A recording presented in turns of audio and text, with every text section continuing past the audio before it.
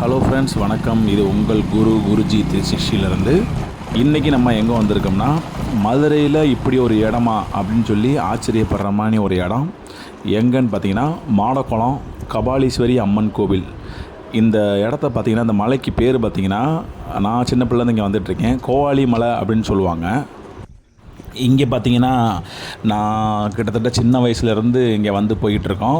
சின்ன வயசுலலாம் பார்த்திங்கன்னா, இந்த மலைக்கு போகக்கூடாதுன்றதுக்காண்டி இந்த மலையில் வந்து நிறைய மனுஷன் இருக்கான் அப்படி இப்படின்னு சொல்லி பயமுறுத்தி வச்சுருந்தாங்க. இருந்தாலும் நாங்கள் வீட்டில் டேக்கா கொடுத்துட்டு நாங்கள் சின்ன வயசுலேருந்து இங்கே வந்து போய்கிட்டு தான் இருக்கோம் ரெகுலராக. நம்ம இது வரைக்கும் ஒரு ஃபுல் வீடியோ அந்த மலையை பற்றி போட்டதில்லை. அதுக்காண்டி சண்டே லீவ் வந்துச்சு. என்னோடய வாக்கிங் ஃப்ரெண்ட்ஸு அவங்களோட சேர்ந்து இந்த மலைக்கு ஒரு விசிட் பண்ணோம். அந்த விழாக்கு தான் இப்போ நீங்கள் பார்க்க போகிறீங்க. மலையோட படி வந்து அளவு பார்த்திங்கன்னா டோட்டலாக 550 படி. அதான் உங்களுக்கு இப்போ வரிசையாக வீடியோவில் பார்த்துருப்பீங்க. ஒவ்வொரு 50, 100க்கு அந்த மாதிரி மார்க் பண்ணி வச்சுருப்பாங்க. மொத்தம் 550 படி இருக்குது. ஒரு 250, 300 படி வரைக்குமே இந்த மாதிரி நீளமான படியாக தான் இருக்கும். அதுக்கப்புறம் போக போக உயரமாக இருக்கும்.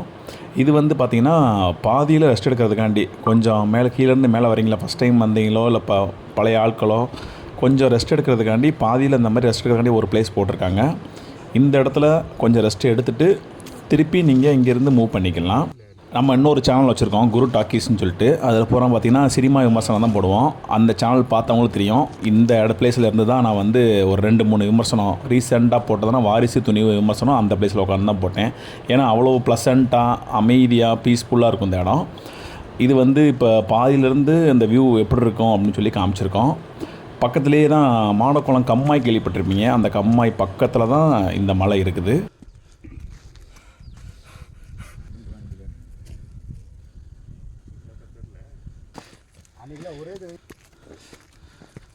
கணேசனுக்கு ஏப்பம்லாம் வந்துருச்சு.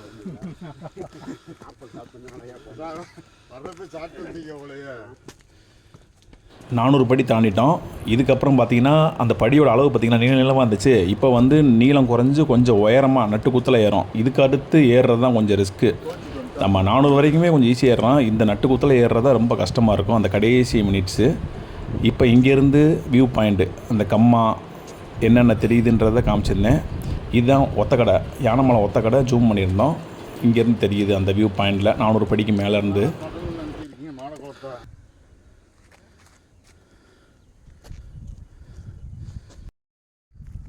என்ன சார் கிலோ எடுத்துட்டு வருவா?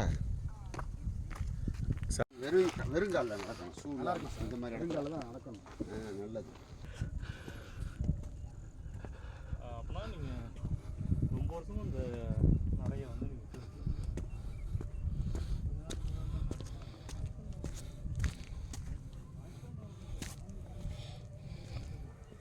ஃபைனலாக அந்த 550 படியை கிராஸ் பண்ணி கபாலீஸ்வரி அம்மன் மலை உச்சியில் கபாலீஸ்வரி அம்மன் கோயிலுக்கு வந்துட்டோம். இப்போ மேலே வந்ததுக்கப்புறம் இந்த வியூ பாயிண்ட் பாருங்கள், மதுரையே தெரியும். இந்த மலை மேலே நின்று பார்த்தீங்கன்னா சுற்றி சரௌண்டிங்கில் மொபைலில் நம்ம கேப்சர் பண்ணிக்கனாலும் அவ்வளோவா தெரியாது. ஃபுல் மதுரையே பார்த்தீங்கன்னா கம்ப்ளீட்டாக தெரியும். இந்த மலை மேலே நின்று பார்த்தீங்கன்னா இது திருப்பரங்குன்றம், இது வந்து மாடக்குளம் கம்மா, எல்லாமே மேற்கு தொடர்ச்சி மலை எல்லாமே தெரியும். எல்லா வியூ பாயிண்ட்டுமே பக்காவாக தெரியும். இதுதான் அந்த கோயில். எனக்கு தெரிஞ்சு இந்த கோயில் வந்து வெள்ளி சனி திறப்பாங்கன்னு நினைக்கிறேன். பிரசாதம்லாம் கீழேருந்து எடுத்துகிட்டு வருவாங்க. பாவம் கொஞ்சம் சிரமப்பட்டு தான் கீழேருந்து எடுத்துகிட்டு வந்து மேலே பூஜையெல்லாம் பண்ணி அப்போ வர்ற பக்தர்கள் அப்போ இருந்தாங்கன்னா அவங்களுக்கு எல்லாமே பிரசாதம் எல்லாமே கொடுப்பாங்க. வெள்ளி சனி திறப்பாங்கன்னு நினைக்கிறேன். நீங்கள் வந்து மதுரைக்குள்ளே சிட்டிக்குள்ளே இந்த மாதிரி ஒரு இடம் இருக்குதுன்னு நிறைய பேர்த்துக்கு தெரியறதுக்கு வாய்ப்பு இல்லை. ஏன்னா அந்த பசுமலையில் இருக்கவங்களுக்கு தெரியும், பசுமலை பக்கத்தில் ஒரு மலை இருக்குன்னு தெரியும். அதில் வந்து இப்படி ஒரு படி இருக்குது, பாதை இருக்குது, போக முடியுமா அப்படின்றது நிறைய பேருக்கு தெரியாது. இந்த இடம் பார்த்திங்கன்னா நான் சின்ன வயசுலேருந்தே வந்துட்டுருக்கோம். இது ஒரு மினி பிக்னிக் மாதிரி தான். நீங்கள் மேலே வந்துட்டிங்கன்னா வெயில்னாலும் சரி மழைனாலும் சரி எப்போ கோடை காலத்துலலாம் வந்தீங்கன்னா அந்த உயரம் கூட வெயில் தெரியாது. காற்று ஜிலுன்னு நல்லா கூலிங்காக பயங்கர கூலிங்காக இருக்கும். மேலே வந்துட்டோம்னா அந்த இடத்துல உட்காந்து வாங்குகிற அந்த காற்றுக்கே வந்து பார்த்திங்கன்னா கீழே இறங்குறதுக்கே மனசு வராது. நாங்கள் எப்போ வந்தாலும் சரி மினிமம் 1 ஹவர்லேருந்து 1.5 ஹவர் ஸ்டே பண்ணிட்டு தான் போவோம். அதுக்கு மேலேயும் இறங்க மனசு வராது. ஸ்நாக்ஸ் எல்லாம் கொண்டு வந்தோம்னா சாப்பிட்டு மேலேயே ஒரு ஹாஃப் டே கூட தங்கிடலாம். அந்தளவு காமாக ப்ளசண்ட்டாக சூப்பராக இருக்கும். நீங்கள் மதுரை சிட்டி லிமிட்குள்ளே இப்படி ஒரு பிளேஸை நீங்கள் பார்க்கவே முடியாது.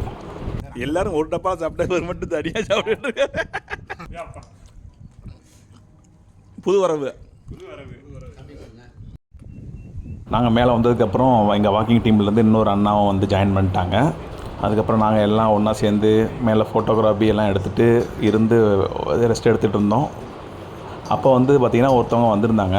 அந்த அண்ணா பார்த்திங்கன்னா இவங்க சண்டே வருவாங்களாம். இங்கே வந்து கோயிலில் பூஜை போட்டு இந்த மாதிரி பிஸ்கட்ஸ் எல்லாம் கொண்டு வருவாங்க. இவங்களுக்காண்டியே இந்த டாக்ஸ் நாய்கள்லாம் காத்திருக்கு. அவங்கள சுற்றி வந்துச்சு. அவங்க கோயிலை சுற்றி சாமி கும்பிட்டு போனாங்க. இவங்க வந்து வாரம் வந்து பிஸ்கட் போடுறாங்க. ஒரு நல்ல விஷயம். கபாலீஸ்வரன் கோயிலேருந்து பார்த்துக்குங்க திருப்பரங்குன்றம் வியூ பாயிண்ட் எப்படி இருக்குன்னு. அழகாக இருக்குது. திருப்பரங்குன்றம் மட்டும் இல்லை, நான் சொன்ன மாதிரி நீங்கள் மலை மேலே ஏறிட்டிங்கன்னா அனைத்து லொக்கேஷனும் இங்கேருந்து சூப்பராக பார்க்கலாம். நல்ல தெளிவாக தெங்கக்கம்மா, திருப்பரங்குன்றம் ரோடு, மீனாட்சி அம்மன் கோயில், நீங்கள் என்னென்ன தெரியணும், என்னென்ன லொக்கேஷனோ பெரிய இது எல்லாமே பக்காவாக தெரியும். மதுரையே தெரியும்னு சொல்லிட்டேன் நான் சிம்பிளாக. இந்த மலைக்கு வந்துட்டிங்கன்னா நீங்கள் மதுரையவே சுற்றி பார்க்கலாம். இந்த இடத்துக்கு இன்னொரு சிறப்பம்சம் இருக்குது. கண்ணகி வந்து மதுரையை எரிச்சாங்க இல்லைங்களா, கோவலனை கொண்டதுக்கப்புறம். அந்த கோவலன்றது நம்ம ஊர் பக்கத்தில் தான், டிவிஎஸ் நகர்கிட்ட இருக்குது. அவங்க கோவலனை கொண்டதுக்கப்புறம் கண்ணகி வந்து மதுரையை எரித்தது இந்த இடத்துலேருந்து தான் எரித்ததாக சொல்லப்படுது. அந்த அளவு இது வந்து வரலாற்று சிறப்பு மிக்க இடம்.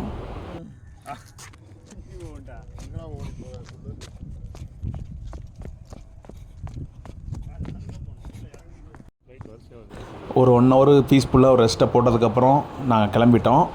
அதுக்கப்புறம் இன்னொரு இதை நான் மிஸ் பண்ணிட்டேன். நாங்கள் கொஞ்சம் சீக்கிரம் போகணும் அப்படின்றதுக்காண்டி சீக்கிரம் இறங்கிட்டோம். ஒரு 8 மணிக்கு மேலே வரைக்கும் அங்கே வெயிட் பண்ணியிருந்தோம்னா இந்த இடத்துல வந்து கீழே போடி லைன் கீழே தான் போகுது. போடி ரயில்வே ட்ராக்கு, தேனி போகிற ரயில்வே ட்ராக்கு. அந்த ரயில் போகிறது வந்து அவ்வளோ அருமையாக ஒரு ரயில் பூச்சி போகிற மாதிரியே மலை மேலேருந்து பார்க்கல சிறுசாக சூப்பராக தெரியும். நீங்கள் கிட்டத்தட்ட இங்கே பைபாஸ்லேருந்து நீங்கள் இங்கே போகிற வரைக்கும் பார்க்கலாம். இப்போ அந்த வியூ பாயிண்ட் நாங்கள் பாதியில் இறங்கும்போது ட்ரெயின் வந்துச்சு.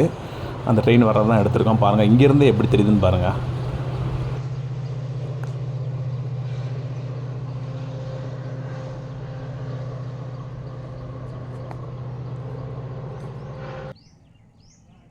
நீங்கள் ஒரு ஜாக்கிங் போகிறவங்களா இருந்தீங்கன்னா வீக்லி ஒன்ஸு லீவ் அன்னைக்கு இந்த ட்ரிக்கிங் மாதிரி மலை ஒரு 550 படி ஏறி இறங்கினீங்கன்னா உங்களுக்கு ஒரு பீஸ்ஃபுல்லாக இருக்கும். மேலேயும் இடம் பார்த்துருப்பீங்க, அவ்வளோ சூப்பராக இருக்கும்.